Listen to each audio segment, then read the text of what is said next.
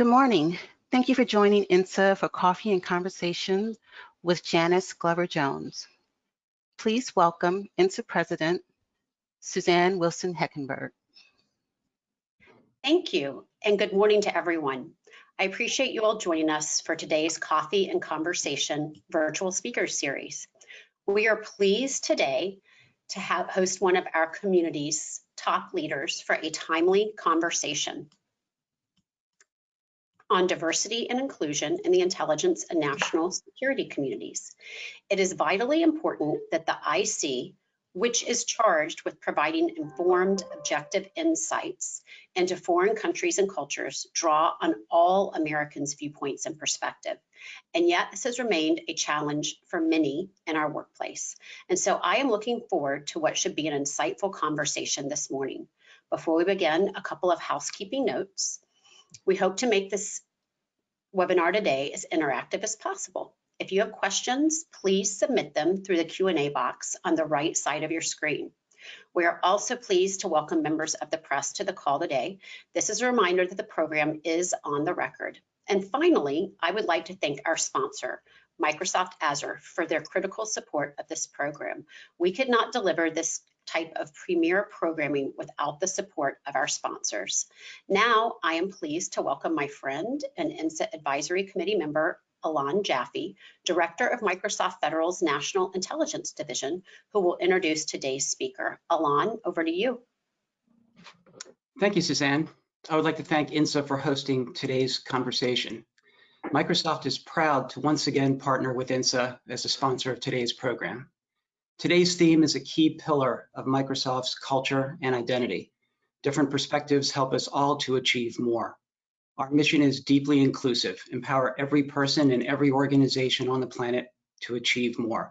We expect each of us, no matter what our level, role, or function, to play an active role in creating environments where people of diverse backgrounds are excited to bring all who they are and do their best work. Now, it gives me great pleasure to introduce our speaker.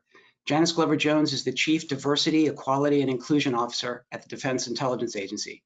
In this capacity, she is responsible for developing and implementing a strategy that delivers a diverse workforce in an equitable and inclusive environment to improve individual and organizational performance and results in better value to customers, increase ingenuity, mitigate risk, and foster employee engagement. Previously, she served as the agency's Chief Information Officer. Some of you may not know that Janice started her government career as a GS1. As someone who began his government career as a GS3, I think Janice is a legend. Welcome, Janice. Over to you, Suzanne. Thanks a lot. So we have been promoting today's webinar about diversity and inclusion. But during our prep call last week, you talked a little bit about inclusive diversity. Could you let our virtual attendees, there's over 550 folks registered for today's event, by the way, could you let them know a little bit about what you mean by inclusive diversity? Sure, Suzanne. And first, let me say thank you for allowing me the opportunity to be here and to speak with you today. For me, as I moved up in my career, I often noticed that I was the only minority in the room, and in most cases, the only woman of color in the room. And diversity does not presuppose that you have a voice. So you can be in the room and you don't necessarily have a voice, or your voice is always not, shall I say, appreciated in the room. And so as I began to notice that, you know, historically, for the majority of people, we tend to view diversity through a very narrow lens of race, national origin, and gender. And the focus, like I said, is often narrow, and it's limited to a compliance, a management of the numbers as it relates to minorities, and then in some cases, you know, even the complaints process. There isn't sufficient emphasis on promoting overall inclusion in the past. There hasn't been. And so we all know that diversity has many facets and I believe that for organizations to be agile and innovative, and to make sure that we leverage the variety of experiences, perspectives, and knowledge that are available to them in their workforce, we need to be more intentional, right? And we all understand that language is generative. And so because it's generative, you know, people in the past would focus on diversity and then put a period there. It wouldn't necessarily pick up the and inclusion part. And so for me, if I believe that we're going to achieve this inclusive diversity, we must promote inclusive behaviors to actually get to inclusive collaboration and inclusive idea generation, inclusive decision making, where we're bringing perspectives to the table. And so we have to shift teams into having a fuller appreciation and a higher value on our similarities as well as our differences, and bring that together to support the mission that we have. And so I believe that, you know, as the world is changing and continuing to evolve around us, that inclusion can no longer be an option. We have to get it to a point where it becomes a default and a norm. And that's how I see inclusive diversity. I love the fact you also focused on similarities. I think it's important to find commonalities in order to build off of that. So I'm glad you brought that up. So as far as DIA, how does a diverse workforce further DIA's mission? Yeah, so my immediate reaction is, you know, how could a diverse workforce not further DIA's mission? Inclusive diversity, I believe, is paramount and it's a force multiplier for us to meet the demands of the warfighter, for us to meet the demands of the policymakers. When we think about the challenges that we face, the threats, and our no-fail mission at DIA, you know, we solve some of the nation's most challenging problems. And we need, along with identity diversity, we also need cognitive diversity. By recognizing the value added by combining people from a wide range of backgrounds in teams. We need diverse ideas to challenge the status quo, to break out from homogenized thinking and often linear perspectives, which can occur in some organizations. We need to challenge some of our historical analytical patterns.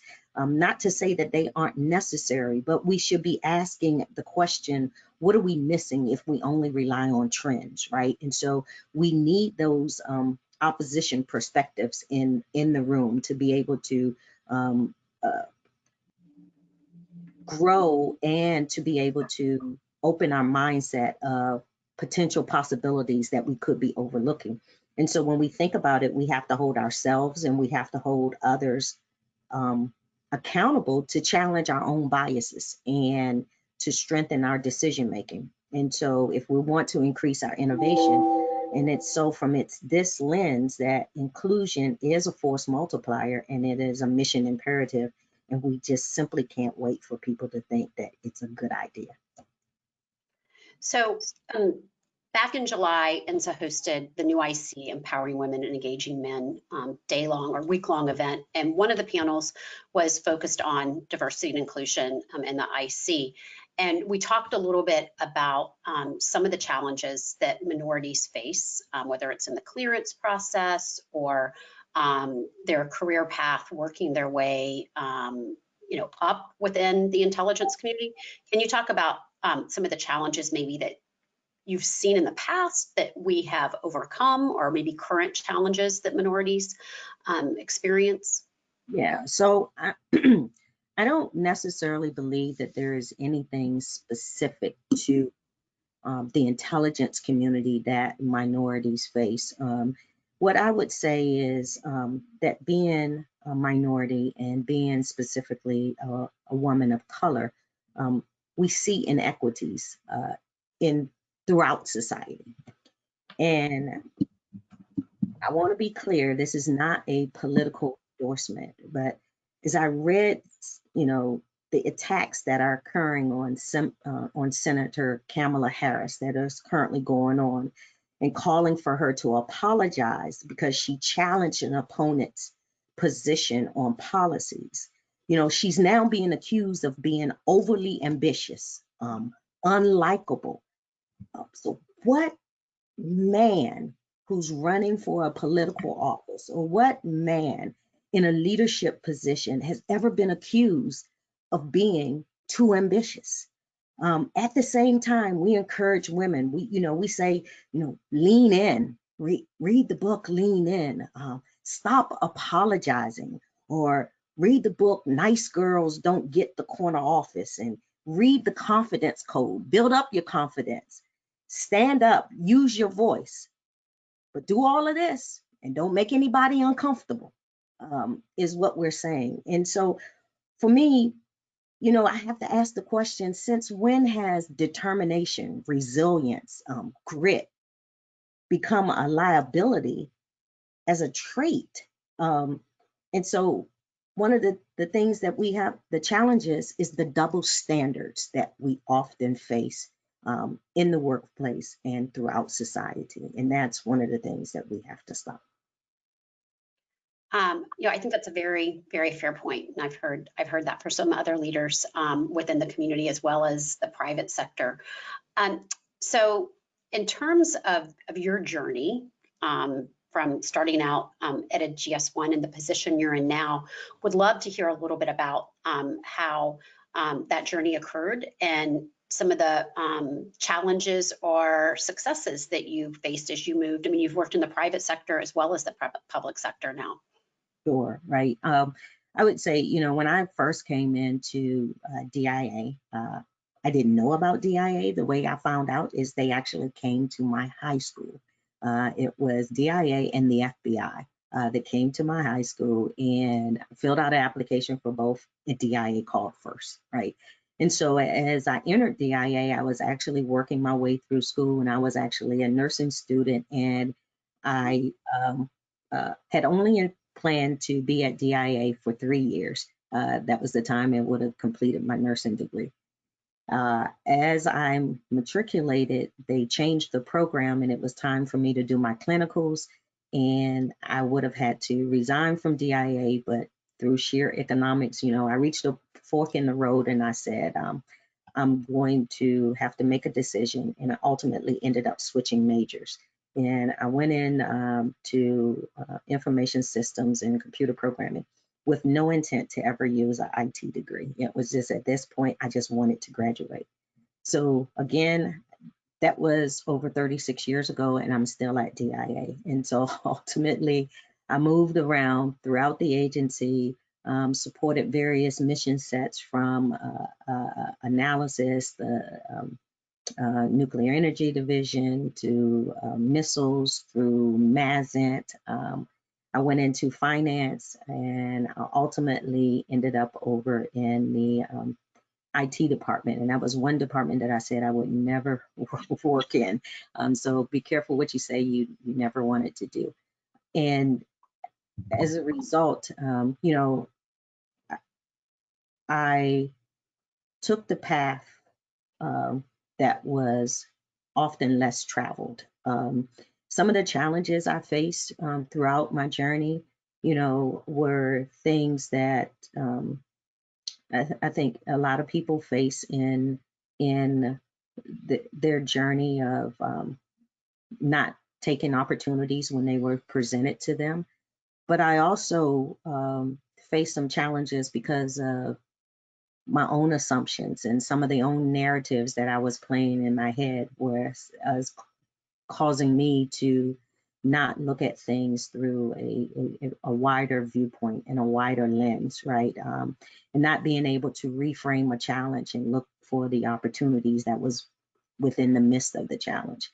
But I managed to get through that and to move along. And so that's what I would say. And so ultimately I did do, when I finished out of the CIO role, I went into Dell for a year to get a industry perspective, and I was on the commercial side.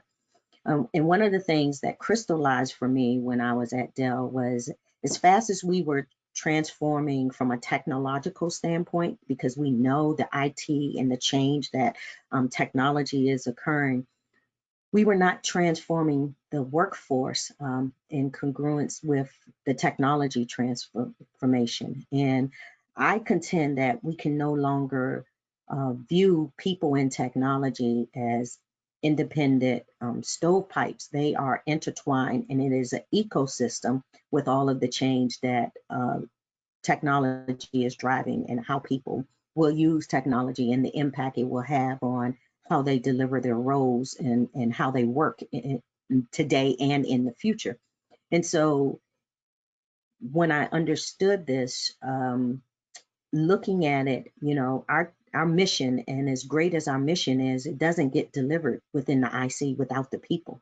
Right. And so we have got to bring those two closer together, the people and the technology, and invest in the people at the same level of how we're investing in the technological advances and improvements. And ultimately, that's how I ended up in the role that I'm in today. So speaking of the people, one of the aspects of these virtual webinars that we've been hosting is we've been able to reach a lot of early career or even students inside and outside of the Beltway. Any advice that you would give them on individuals seeking employment at DIA or in the IC in general? Yeah, so the IC, like I know next week there is a virtual recruitment fair for the IC that will look at all of the components for the IC. The other thing that I would say is, feel free and reach out and begin conversations with people in the intelligence community. Like I said, when I applied for DIA, I had no clue what it was about, what their mission was about, but don't be afraid to take that step. And I think that there are great opportunities that are available throughout all of our 17 components within the IC. And just take a leap of faith and don't be afraid to try, but also have conversations with people in the IC. The one thing that I learned is that the mission that we have, it becomes infectious, right? If you really get into it and begin to understand the mission. And I think you can go home and on most days feel proud of what you bring to the table and the customers that you're serving. I think that's good counsel for these folks that do have a passion for the mission or are looking for a way to serve. When we talked last week, we talked a little bit about a project that you and your team are focused on related to data analysis and making sure that you had the right data available. So can you talk a little bit about what that entails? Sure. So one of the priorities that I have is I'm focused on looking at our data, understanding our data, what is the story that it's telling us. And so as it relates to, and I'm talking about going beyond just counting the number of minorities that we might have, but really getting to the impact of what is causing some of the challenges that we may have. And so anybody who is familiar with the role of the EO organization, the Equal Opportunity, we do an annual report that's entitled Management Directive 715. And it's a self-assessment where you are looking at internal to your organization, where are barriers in your workforce as it relates to the civilian labor force. And so for me, I want to do a deeper dive and actually conduct the barrier analysis to understand where we might have glass ceilings, where we may have glass walls, and let's get to the root cause of what is causing these so that we can treat the root cause and not necessarily treat symptoms. So if we are losing women in a particular career field, what is causing that?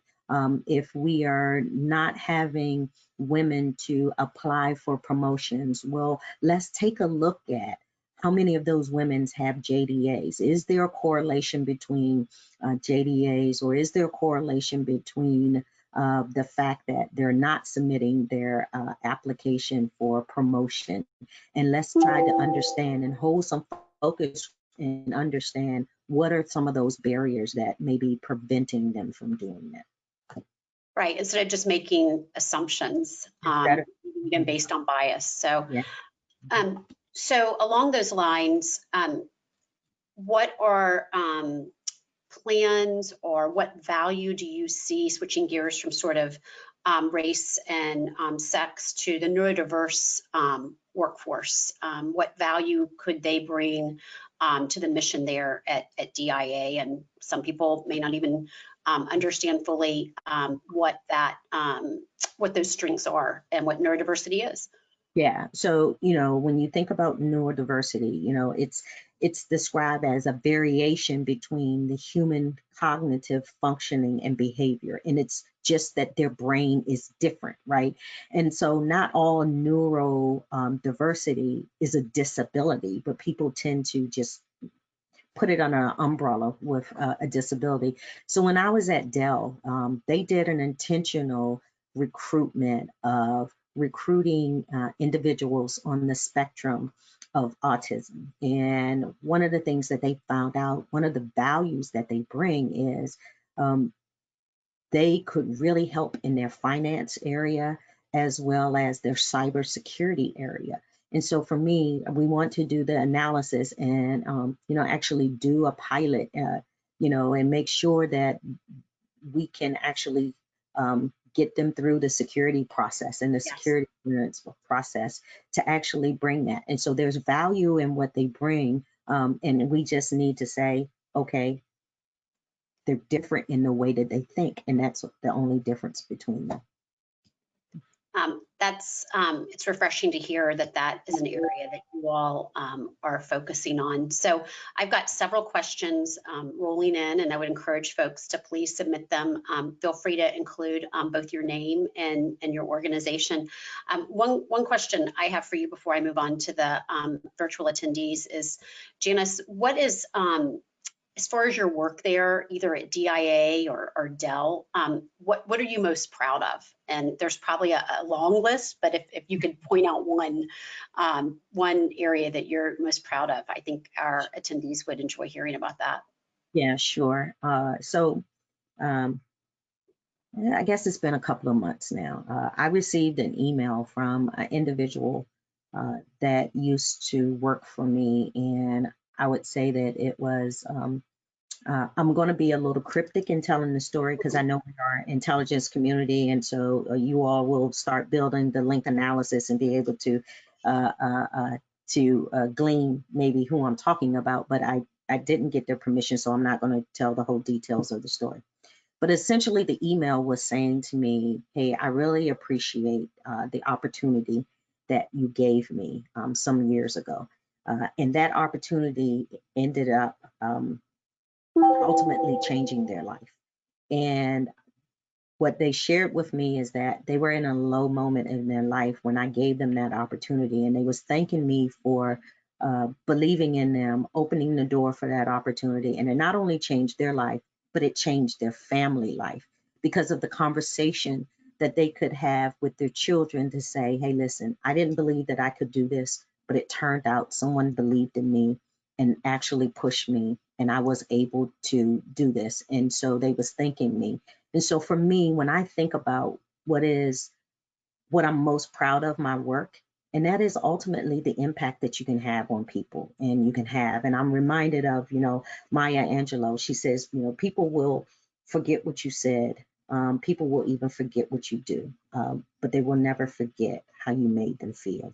And so for that, I am sold on our mission. But again, our mission does not happen without the people. And I think we have some fantastic people, and the ability for me to be there to help people in their lowest moments is one of the things that I'm proud of. That is extremely inspiring. And I think we all have that opportunity in little ways, particularly given what we're going through right now, and we have been for the past several months in our society. So I'm going to move on to a couple questions from our virtual attendees. Gabrielle Fong asks or says she's on a diversity and inclusion council within the IC. There was discussion among us about changing the name of the team to engagement and inclusion because there's a perception that diversity turns people off. What do you think about this approach? Is it potentially harmful to the mission? So I personally don't see it harmful to the mission. I think one of the things that we need to understand is we need to be able to reach out and to have the conversations with the individual. And, you know, there will be some people who will have their own perspective, keep their own perspective, and we just need to appreciate that, seek to understand it, clarify misconceptions where we are. I'm not an advocate of changing the name to engagement because diversity is what it is. I am different. I am different than you, Suzanne, and we share similarities, but we have differences, right? And it's not just on the skin and the tone, right?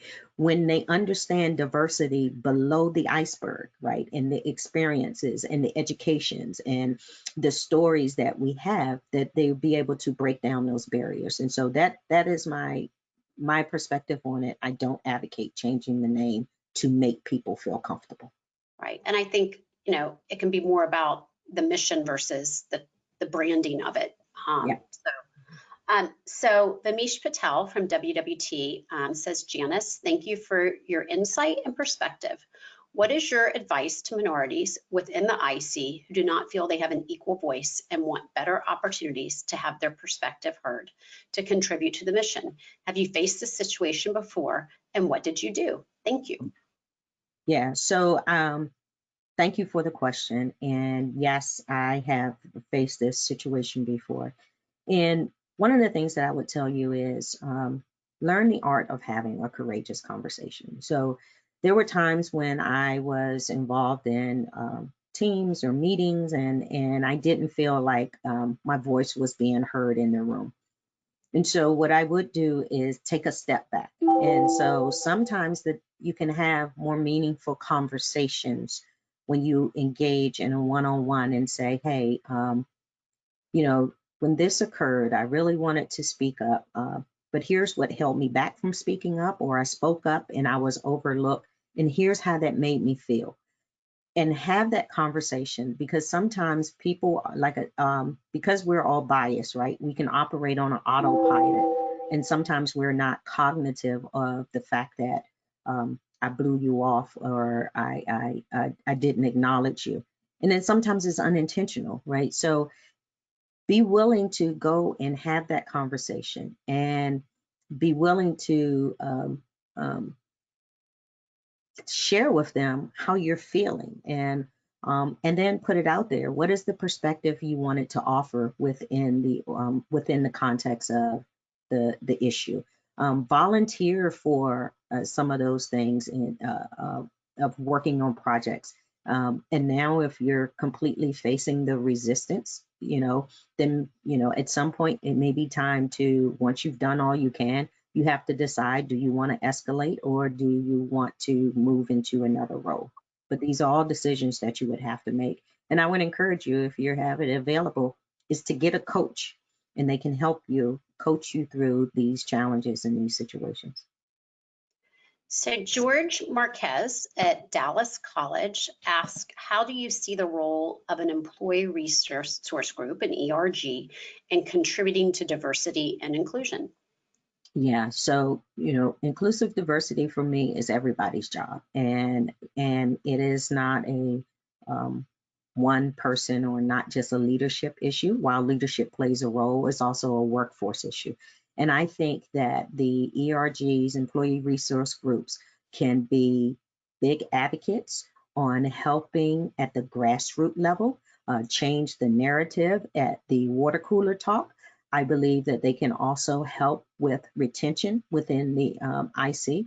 I think that they can help with recruitment.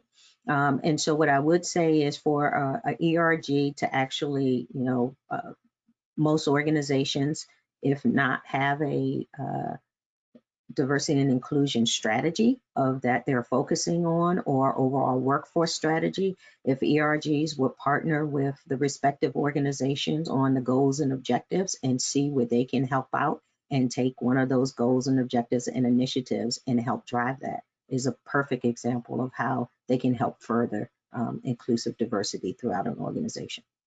That's helpful counsel. So we have about 15 more minutes, and I would encourage folks to keep their questions coming. I won't be able to get to them all, but I will do my best. So this question is from Vivian. What are some of the expectations you have for mid-level and senior managers regarding diversity initiatives and actions? And how do you hold these mid-level and senior managers accountable? So thank you for the question. For mid-level mid-level managers, right? When I was the CIO, I said, look, I view the mid-level managers as the heartbeat of the organization, because they are the ones that's making the day-to-day decisions. They are the ones that's issuing out the day-to-day task. Although it may be top-down driven, still at the end of the day, they are it. And so one of the things that I would encourage them to do is become aware of your own biases and how they are impacting your day-to-day decisions, how they are impacting how you lead and manage within your organization. And then secondly, once you become aware of them, right, you gotta now, you can't lay on it, oh, well, that's just how I am. Yeah, I'm biased, and accept that, right?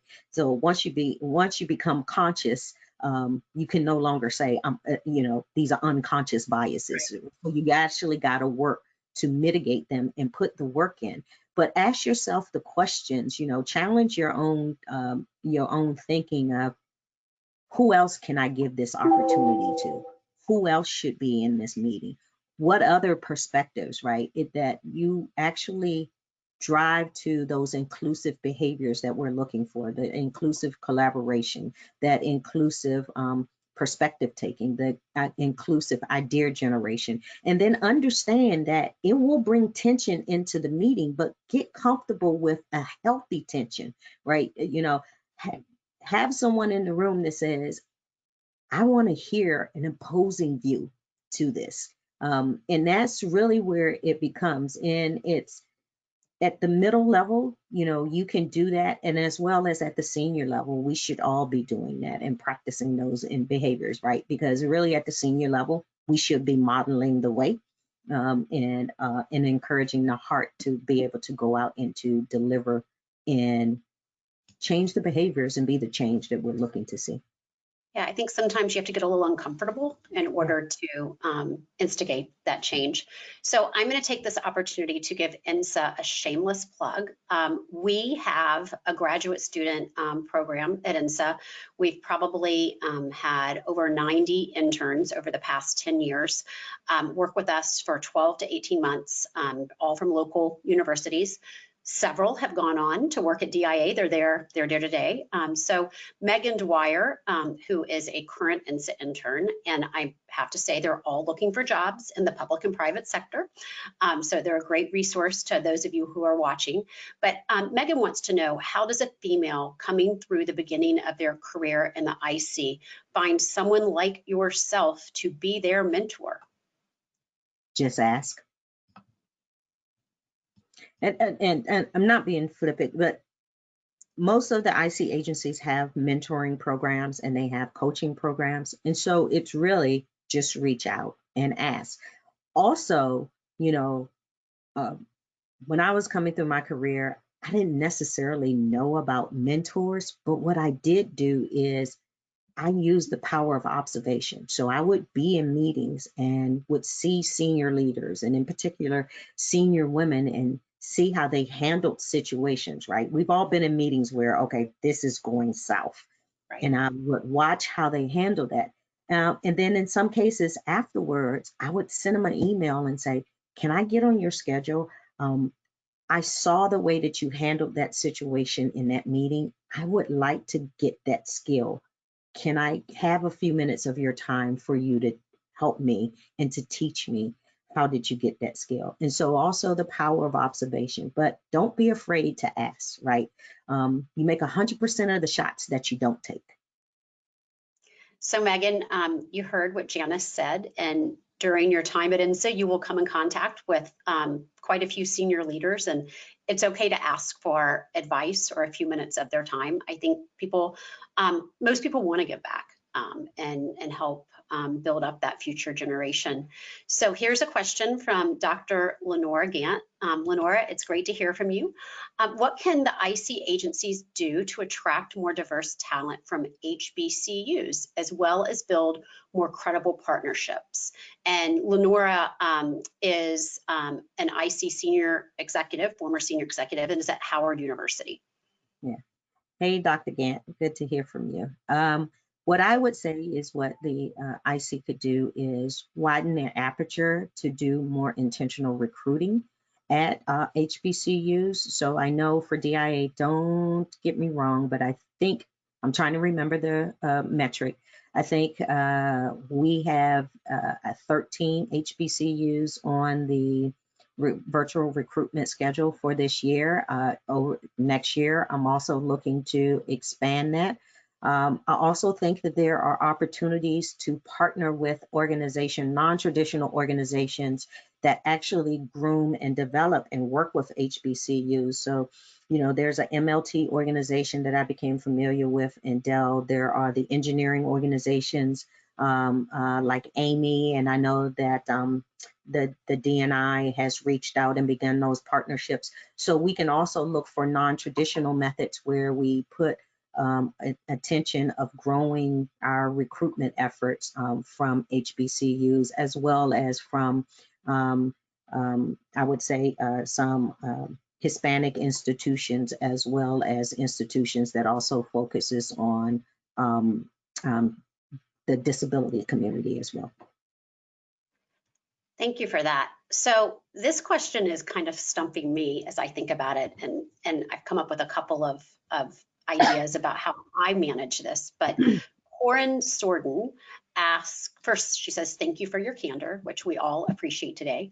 She says she leads and manages diverse teams professionally, but as a parent, what advice do you offer people to instill these inclusive behaviors at home?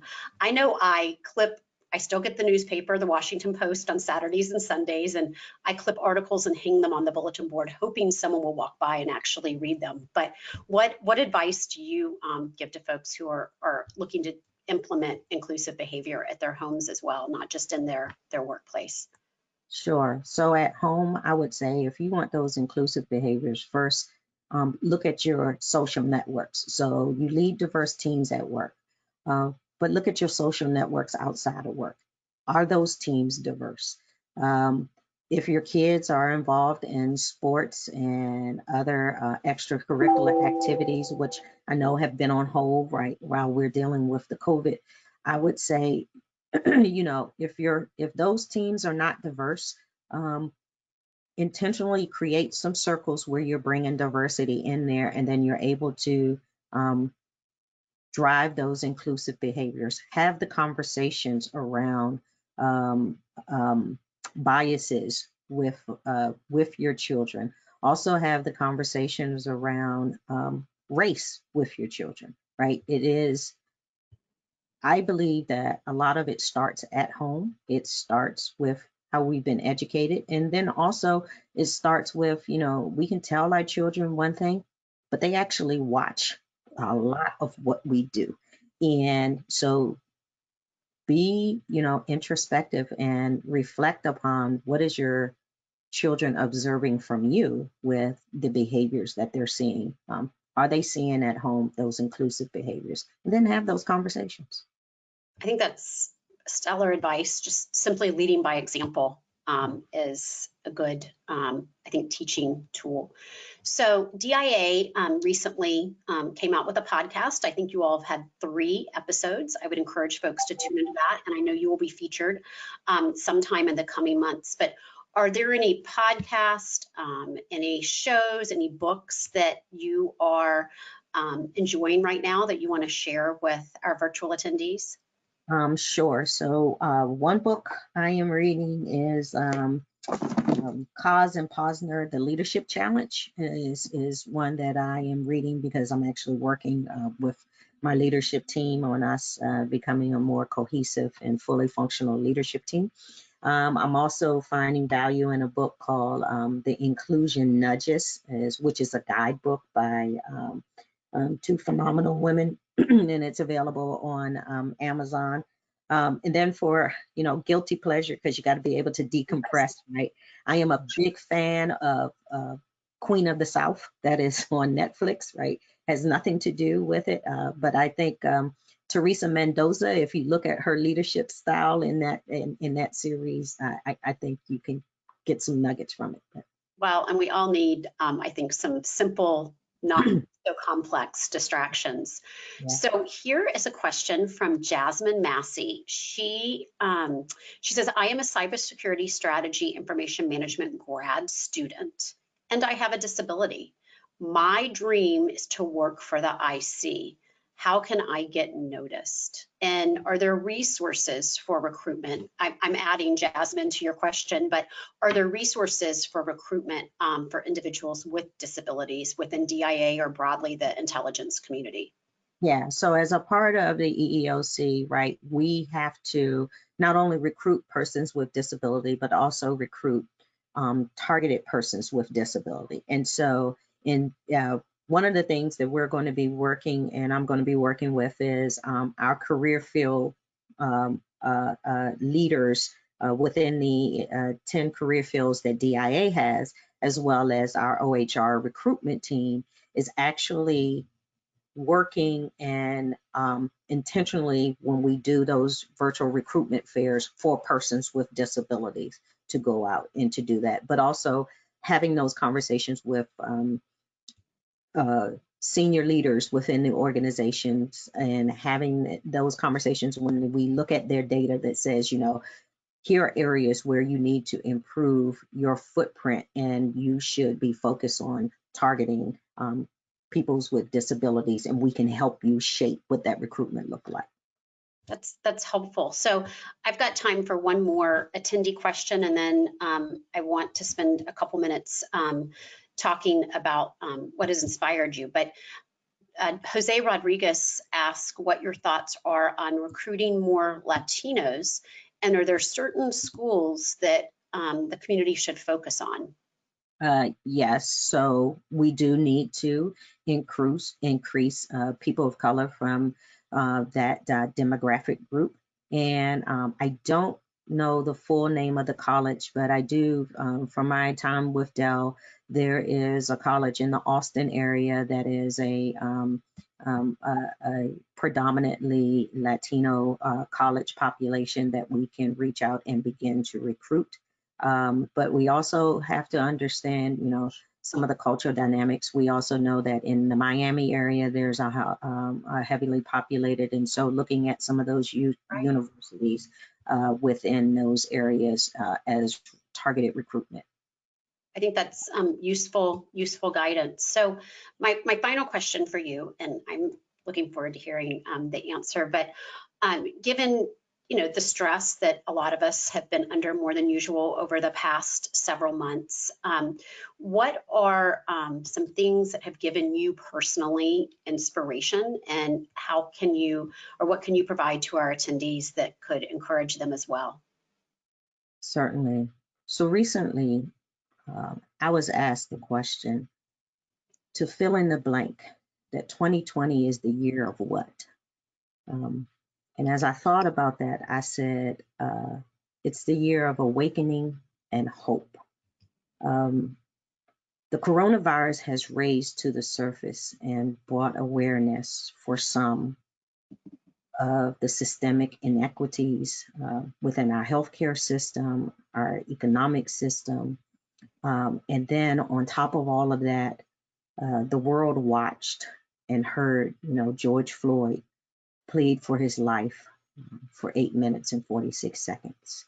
And this too brought the realization and the crystallization of the racial inequities that still exist. And as painful as both of these issues are, and for all the challenges that both of these issues bring, they both have sparked conversations and actions that we haven't seen in a long time. The courageous conversations that have taken place in organizations at the dinner table, in casual conversations, it gives me hope.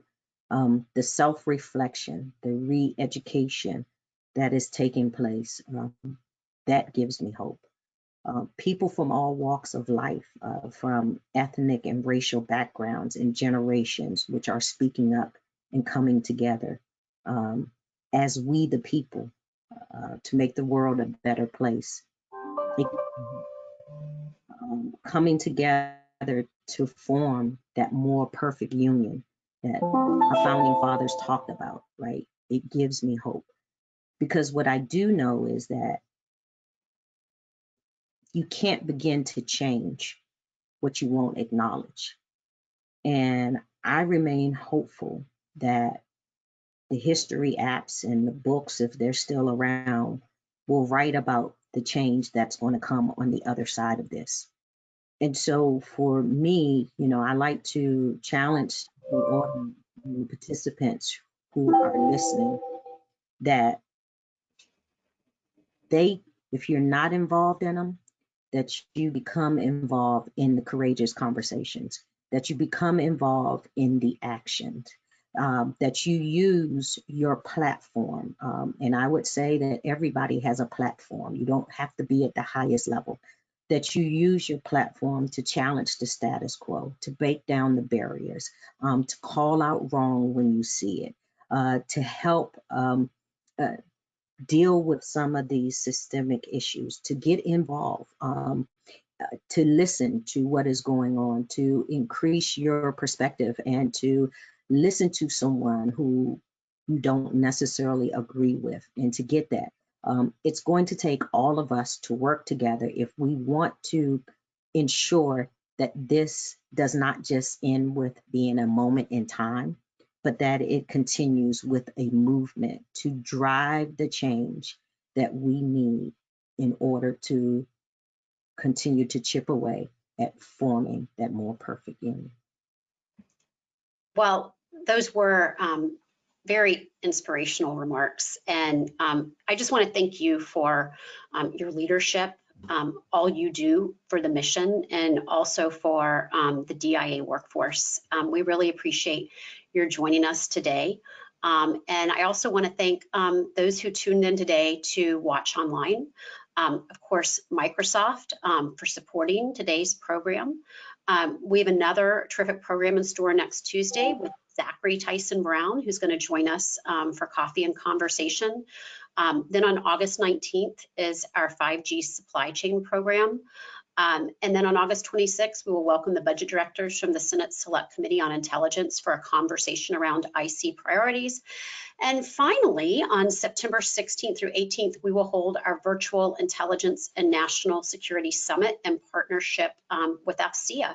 So when the webinar ends, I would really appreciate it if people took about a minute to fill out our survey. Let us know who you want to hear from in the future. Janice, your name has been top on the list on our surveys over the past several weeks. And so we're glad you could be with us today, and enjoy your Tuesday, and look forward to touching base with you again in the future.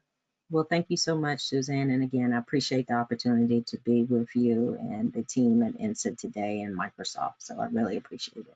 Thank you. Absolutely. Everyone have a good day. Thank you. Bye-bye.